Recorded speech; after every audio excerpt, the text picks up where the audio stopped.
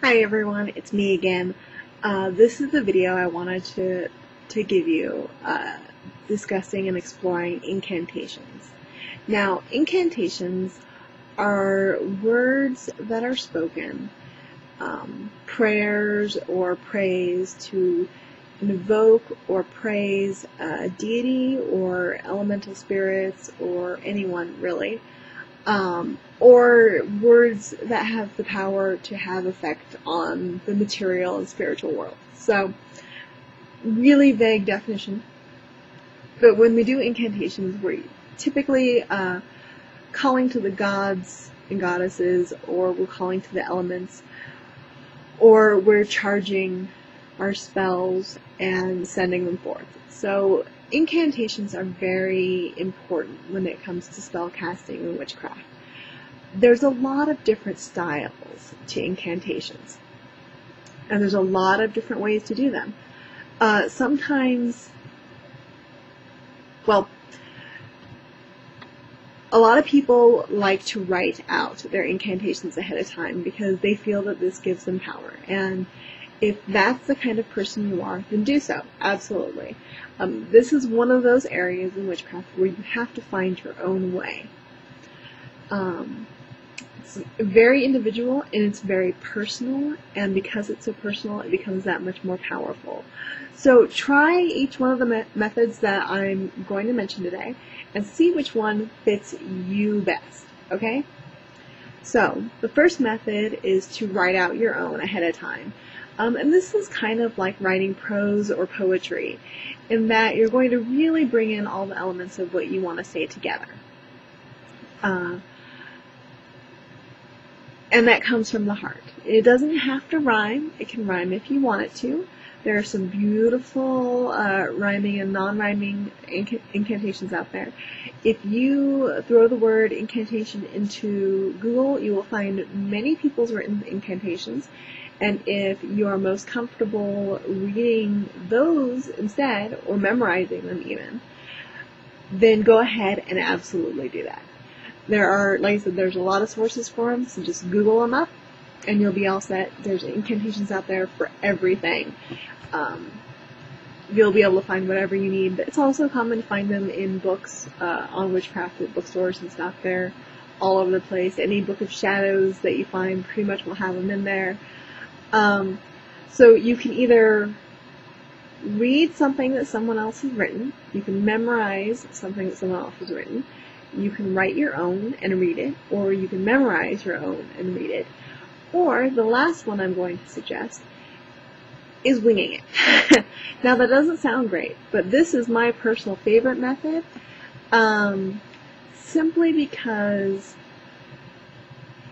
it comes from in the moment. And to me, that's an important factor when it comes to spell casting. So when I go to do my incantations, I kind of know what I want to say ahead of time. Sort of. But when I choose the words, I choose them in that moment. Now this is also where you're going to use that skill I talked about previously of intonation. When you recite or say your incantations, you're going to want to use that skill of intonation. So it's very important that you focus your intent, clear your mind, and put a little extra push behind your words to make an incantation true. A common example of the way an incantation is sometimes ended in Wicca is the intonation of "so mote it be." It's very common to hear people end circles or spells with that, and it's a very powerful way to let the universe know that you're letting go. You've done your work, you're sending it off to be done, and that's it. So you're going to want to remember those things with your incantations. When we get into circles, this is going to get really important because you're going to be inviting protection from all four elements or corners or whatever you want to call them, however you're going to end up looking at them. And the way you do the incantations should really feel good to you. So I would start with the simple practice of praying.